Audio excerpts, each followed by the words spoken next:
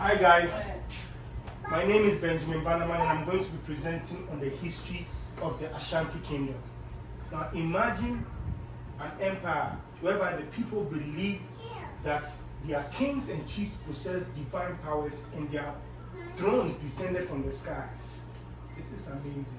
Now, although some people may not know about the Ashanti Kingdom, Wakupumo 2020 in his article writes that Ashanti Kingdom had a very great impact on the history of Ghana and today. Now, understanding the Ashantis and what they believed in till now has led various African countries to gain civilization long before colonial times. Now, I'm going to be telling you about the Ashanti Kingdom and their great heritage and culture and what they stand for and what they have led to, how far they have brought Ghana to be today as it is. Firstly, I'm going to be talking about the background of the Ashanti people, and then I'm going to tell you a story of certain key moments in the Ashanti history, and then finally I'll tell you the legacy they have left behind. So now, about the background of the Ashanti people. Also, Ansa writes in his article that the Ashanti are part of the Akan sect in Ghana. And then also Otunfo Osei-Tutu, who is the ruler of the Ashanti Kingdom, he put these various little Akan sects together to work together to achieve the Ashanti as a whole. Now, Otunfo Osei-Tutu, according to Wakupumo in 2020, Otunfo Osei-Tutu, who is the first ruler of the Ashanti Kingdom, he works side by side with a spiritual leader known as Okomfo Anoche. Now, Okomfo Anoche is known as one of the most powerful leaders of the Ashanti Kingdom.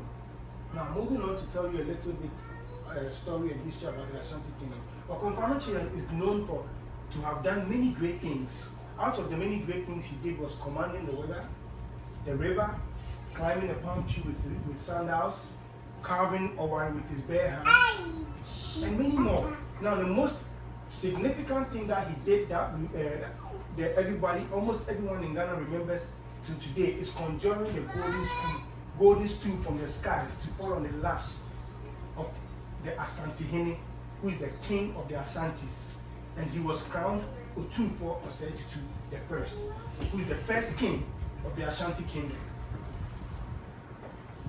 He was also known for aiding the Ashantis to win the war against the Denchira. There was a war that went on in Ghana between two ethnic groups, the Asantis and the Denchiras. These were two powerful nations. The Denchiras had the upper hand. This war went on for 2 years, but Okomfo Anoche started to chant certain incantations that turned the commanders of the Denchiras in favor of the Ashantis. Hence, they were able to win the war against the Denchiras and secure victory. This was all thanks to Okomfo Anoche.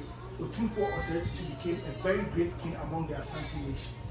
Now, as we can see, the golden stool is very significant in the history of the Ashanti Kingdom.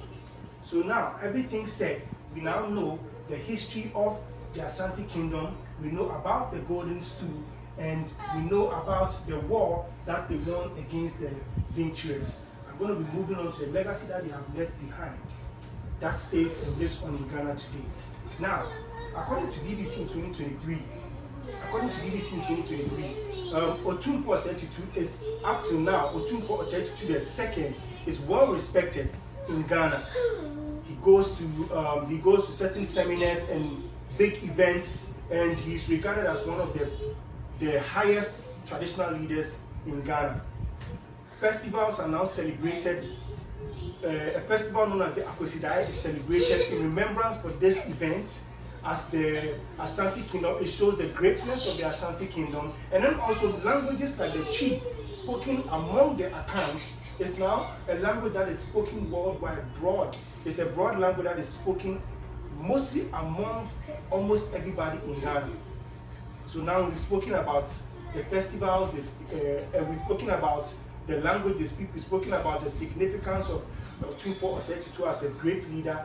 And now I'll touch on the significance of the golden stool. The golden stool is now a symbol in Ghana that serves as unity and cultural pride. So now I'm going to wrap everything up. We have spoken about the background of the Asante people. We have also touched on their history, and we've touched on the legacy that they have left behind. Now, everything that I've told you just adds up to the fact that the Asante people have left a mark, a significant mark that shows the cultural pride and unity of the people in Ghana.